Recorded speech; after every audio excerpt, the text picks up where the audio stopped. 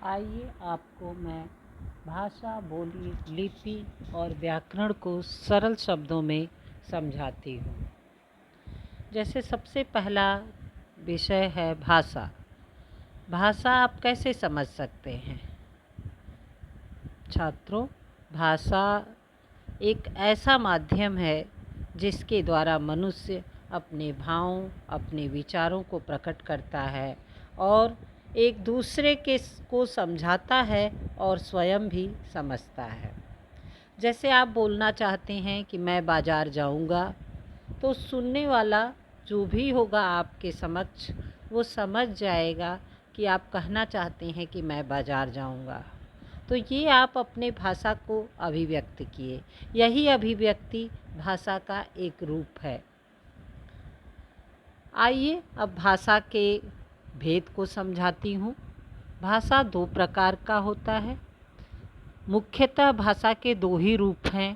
पहला है बोलकर, दूसरा है लिखकर। जब हम बोलकर अपनी बातों और विचारों को एक दूसरे के सामने प्रकट करते हैं तो वह मौखिक भाषा कहलाती है, और जब हम लिखकर किसी भी बात को एक दूसरे के समक्ष प्रस्तुत करते हैं तो वह लिखित भाषा कहलाती है।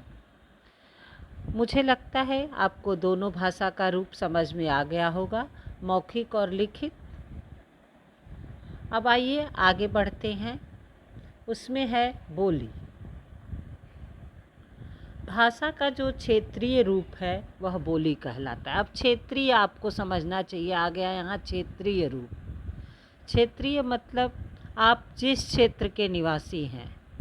गाजीपुर क्षेत्र हुआ, वाराणसी क्षेत्र हुआ, कछवा से क्षेत्र हुआ, इलाहाबाद क्षेत्र हुआ, इस तरह से अनेक आपके क्षेत्रीय गांव, जो गांव से सटा हुआ शहर है, कस्बा है जुड़ा हुआ, वो सब क्षेत्रीय रूप के अंतर्गत आता है।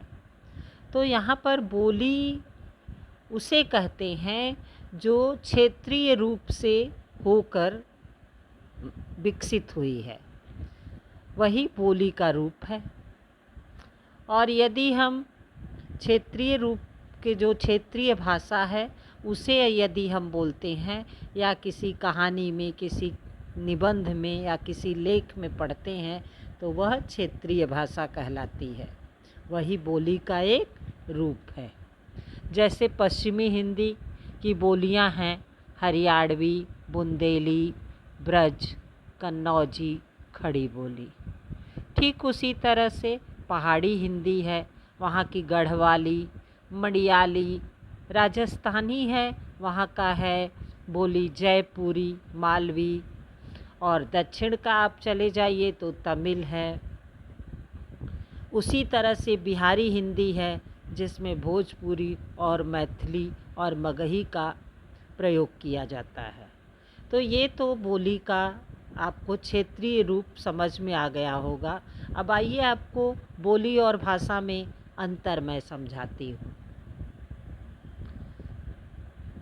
बोलियाँ किसी एक ही भाषा का अंग होती हैं। भाषा का क्षेत्र विस्तृत होता है किंतु बोली का क्षेत्र सीमित होता है। तीसरा अंतर है साहित्य रचना में भाषा का प्रयोग किया जाता है, जबकि बोलचाल में बोली का। चौथा अंतर आइए समझते हैं। भाषा व्याकरण सम्मत होती है, बोली का व्याकरण नहीं होता। पांचवा अंतर है बोली बोलने वाले अपने क्षेत्र के लोगों से तो बोली का प्रयोग करते हैं, लेकिन अपने क्षेत्र के बाहर लोगों से भाषा का ही प्रयोग करते हैं। ये रहा दोनों, आपको कुल पाँच मैंने अंतर समझाया।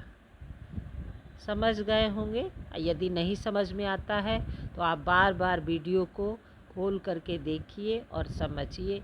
अगर आपको कोई डाउट है तो उसको आप मैसेज में भी डाल सकते हैं, मैं पुनः उसको समझाऊंगी। अब आइए नेक्स्ट चलते हैं लिपि। लिपि क्या है छात्रों? लिपि मौखिक ध्वनियों को जिन निश्चित चिन्हों के माध्यम से एक विशेष व्यवस्था में प्रस्तुत किया जाता है, साधारण शब्दों में कह सकते हैं लिखने की विधि ही लिपि कहलाती है। मौखिक ध्वनियाँ क्या, जो मेरे मुख से ध्वनि उच्चरित हुई।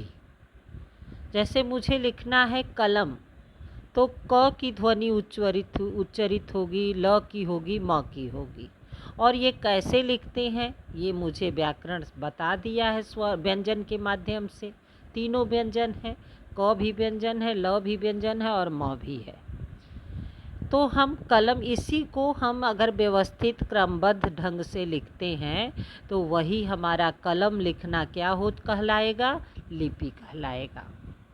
अब लिपि की परिभाषा आप बता सकते हैं कि किसी भी भाषा के लिखने की विधि को लिपि कहा जाता है। इस तरह से आप लिपि को समझेंगे। अब लिपि के बाद आपका एक और आता है इसमें नहीं व्याकरण। आगे का जो मैं वीडियो आपको भेजूंगी उसमें इससे संबंधित अति लघु और वैकल्पिक प्रश्न भेजूंगी, जिसको आप हल करके उत्तर लिख करके समझ सकते हैं विषय को।